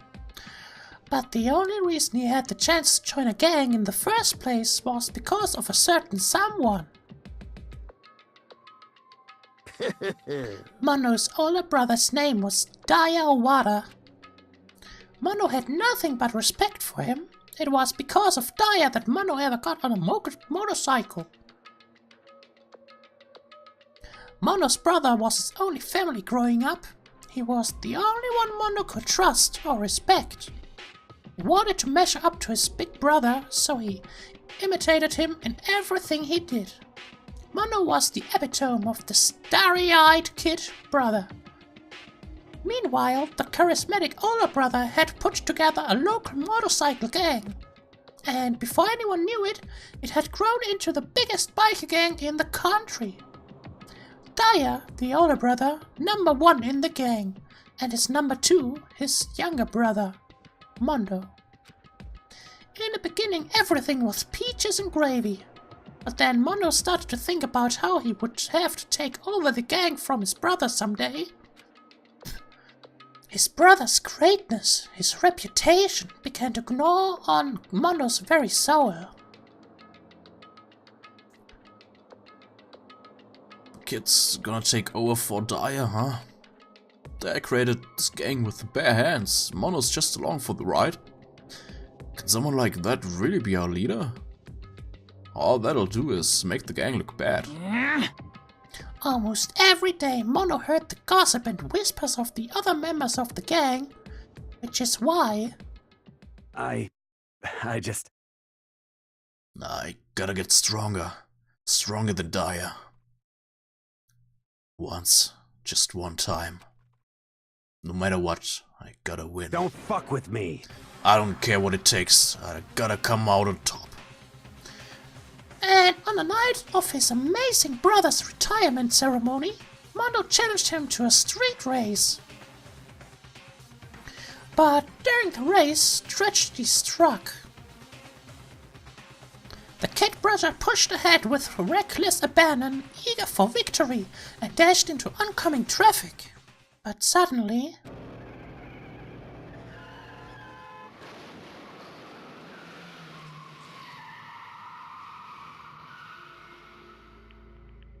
laying in his kid brother's arms, the older brother delivered his final words. My bad, kid. I fucked up. Sorry. Of course he knew it was his brother's fault, but Dyer never blamed him for what happened. Hey, kid. The rest is up to you. No matter what, you gotta keep the gang together. 'Cause it's the team you and me put together. It's a promise between men. He decided to hide the truth of what happened from everyone else in the gang.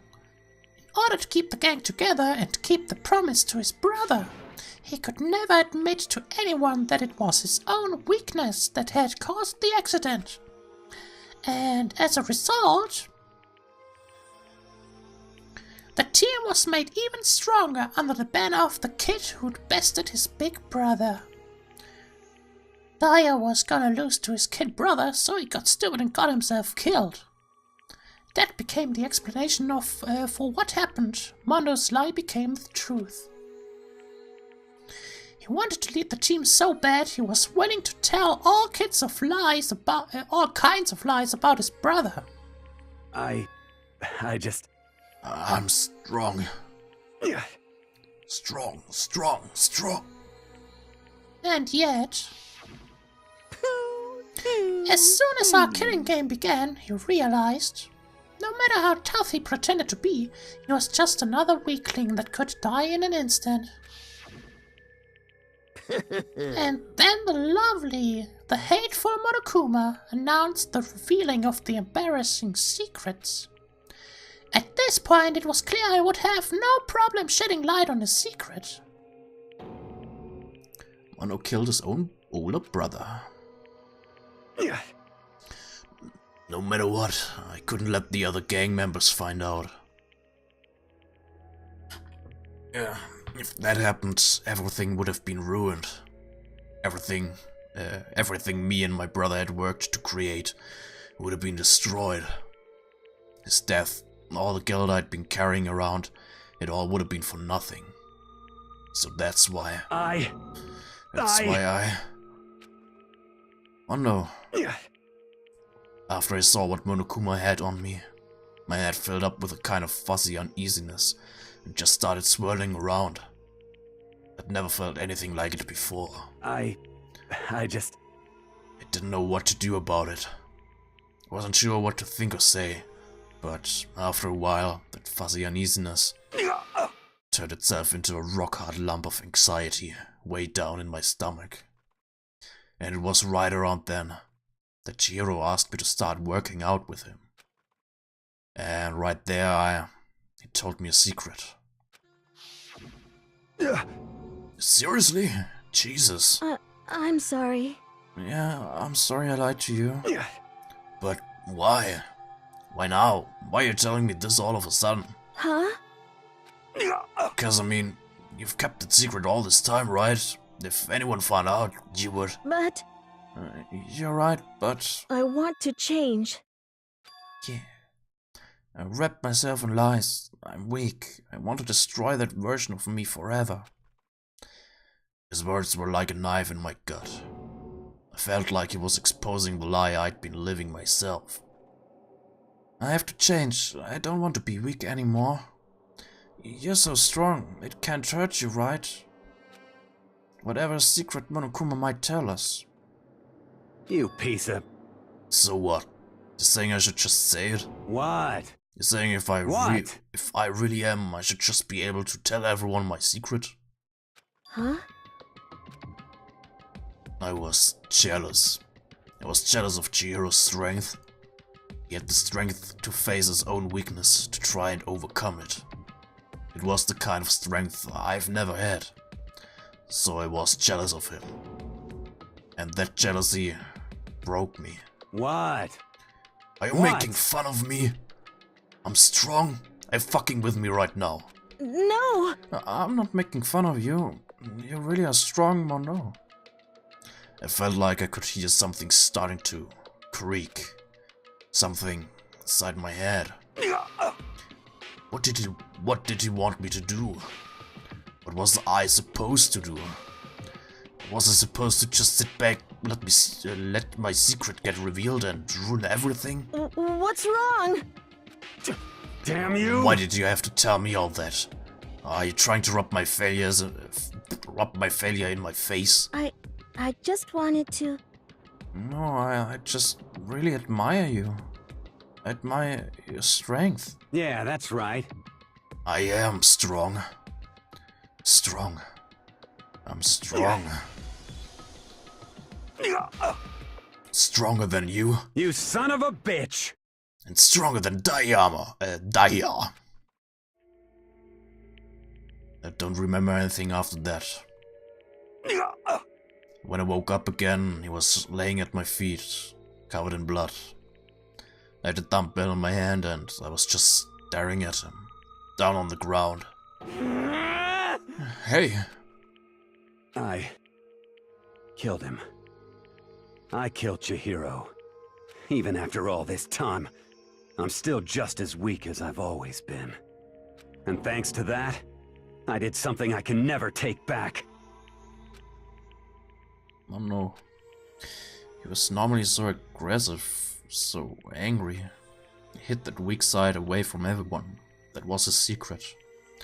A weakness like that lived in a heart like his, and it turned him cold-blooded.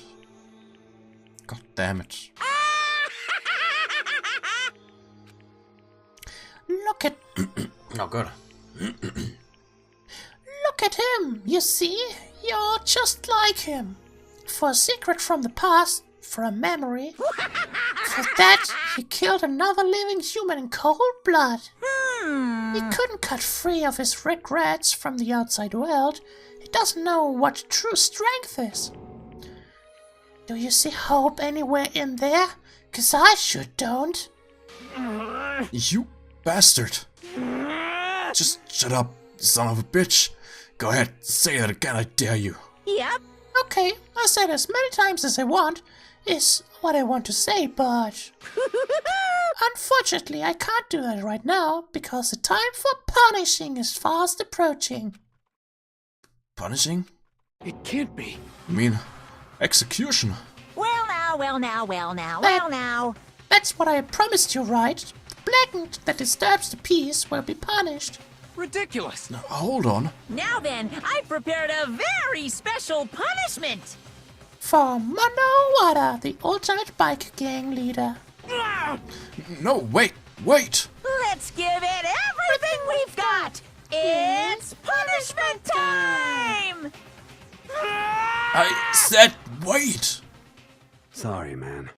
I couldn't keep the promise we made. From one man to another.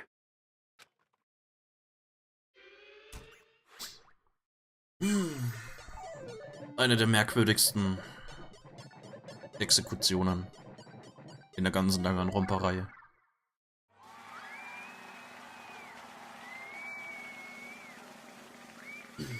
Viel Spaß.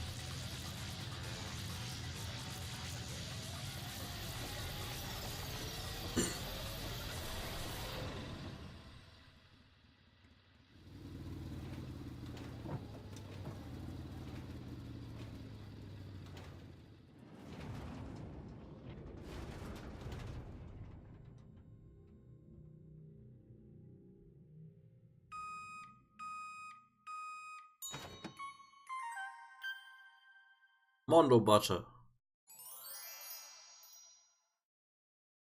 Nom nom nom.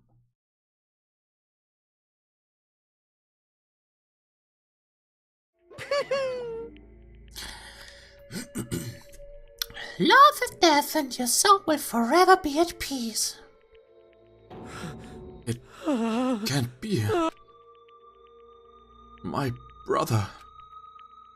Another murder and another execution. I want to feel again. Everyone's lives are taken so lightly here. I feel like I might be going mad. Maybe I'll just let it happen.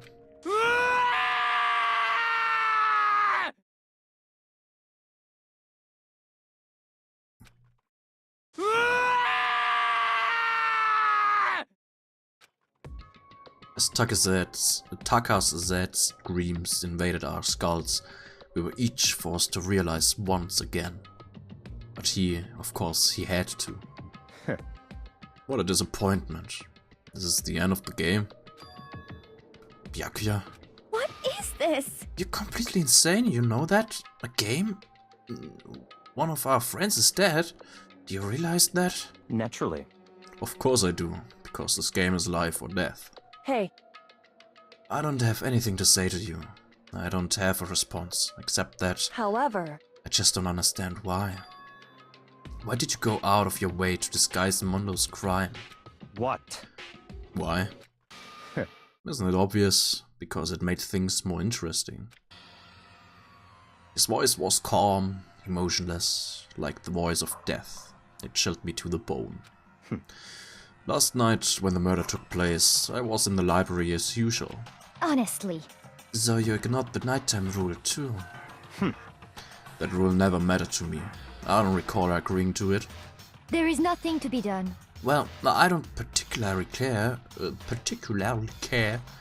Please continue. The night grew late and I decided to return to my room, which is when I stumbled upon him. I spotted Mondo coming out of the girls' locker room. After he'd gone, I looked inside and saw the corpse. What? You mean you actually witnessed the murder? He was such a fool. He didn't have the slightest idea that I'd seen him. Well... So, you're saying you knew who the culprit was from the very beginning? That's right. Indeed. But if that had been the end of it, how boring would that have been? I mean, what a waste of time to have the answer revealed right at the beginning. Which is why I decided to lend a little helping hand. I thought it would liven things up. You did all that to liven things up, liven things up. I see. So, after hearing about Genocide Jack from Toko, you decided to use that to create the fake murder scene? But... God damn, man. If we hadn't figured out who'd really done it, you would have been dead too, right? Well, obviously I would have revealed the truth before I'd reached that point. Of course. Byakuya turned and looked me in the eye. I could feel his sharp eyes piercing into me. Thanks to a certain remarkable someone, it never did, and was able to perform an interesting experiment. Interesting. Once I do decide to become blackened, I now know who I'll have to watch out for. Correct. So, that was your reason? Are you satisfied? Indeed. Yes, we're done listening to your story. Moving on. Hey. There's something I'd like to ask Monokuma. What's this?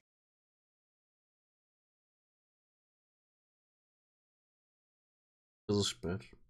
Ja. Ja. Machen gleich fertig. Oh, I'm up next. You like to perform these elaborate executions each time, correct? My question is, why? Do you like them? But you know, this punishment, this despair, it's not just for you. All this punishment, all this despair is my gift to mankind itself. What? You're over-exaggerating. I am not over-exaggerating. These punishments are meant to transform all hope to despair. Damn. Oh, what do you mean? Huh?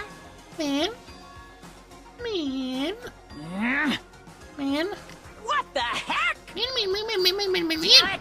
God grief, I don't understand why you have to pick apart every little stupid thing. Whatever, it doesn't matter. In the end, I'm going to stand alone as the victor, and then everything will be revealed to me.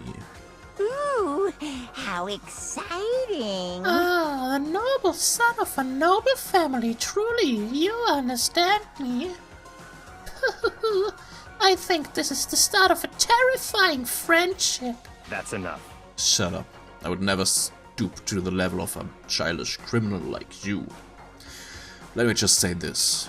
After I've achieved complete victory, you're up next. I'm going to find you and kill you. Understand? In the name of my family. For which victory is a foregone conclusion. You're getting all riled up! Oh, so cool. It's like you're the main character of a video game or something. No trash mob for you. I swear whatever it takes, I will kill you. Temper. Sounds like someone needs a nap.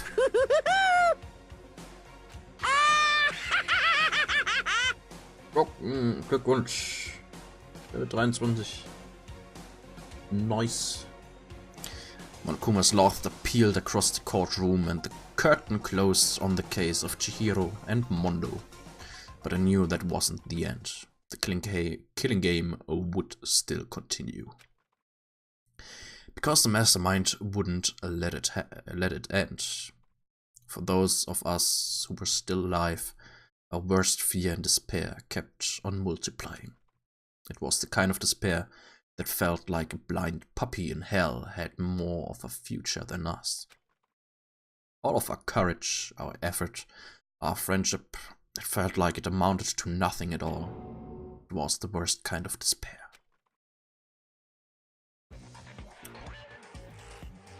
Well, anyway, like I was saying, this is a pretty good spot. Yeah, a really good spot.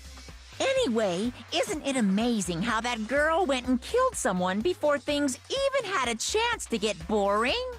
Once things really get moving, it'll be like a roller coaster. There won't be any stopping it. Fear and despair charge forward at a speed nothing can hope to match. But I must admit, I'm disappointed. I went to all the pain and effort of making you part of the group, and you couldn't play your part. You do remember you were supposed to make the first move, right? Well, no biggie. Nothing we can do about it now. So just do your best to make things more exciting from now on, okay? After all, that's what everyone wants to see. There's one thing I'd like to ask you. As long as you don't want to know my measurements, fire away! Who is it? The 16th high school student, I mean. Ooh-hoo! My, you really took me by surprise there. I know I said you could ask anything, but... super denied, ultra denied, demonic denied! Because you see, that's my ace in the hole. And nobody'd be dumb enough to reveal that, right? No matter how close they were to their friends.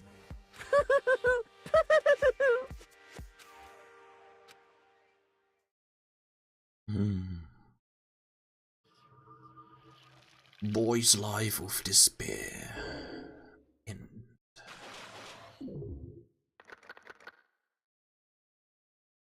Ja, Mondo muss ich dann noch im Overlay aktualisieren. To be continued. Received the crazy diamond present.